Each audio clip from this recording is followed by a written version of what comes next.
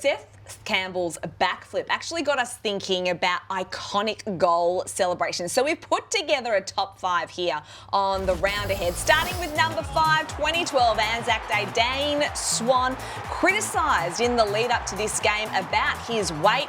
Well, rubs the belly there. Won the Anzac Day medal, 42 touches and 3 goals, if you don't mind. Very, very nice performance from him. Josh, number 4. Oh, I love this one. I mean, again, a bit like Dane Swan, reacting to the media narrative, building into a massive game, and look at that. Don't forget what happened in the build-up to that elimination final, and that was his response. Chad, number 3. Yes, Ackermanis tight on the boundary. And what I love again about this, it's not preempted. No. Look at the reaction. He was as shocked as I was.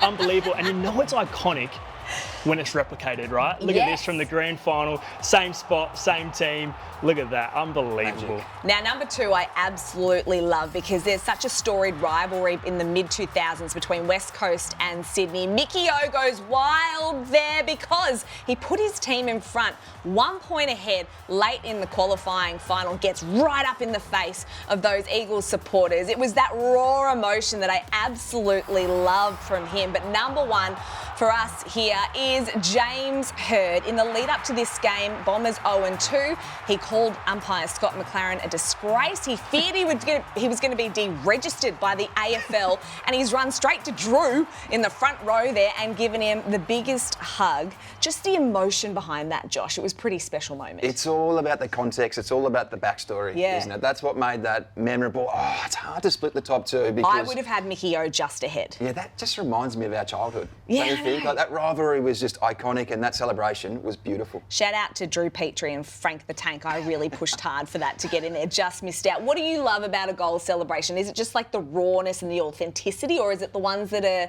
scripted beforehand? He played it cool from memory. Yeah, I know. We needed more from you.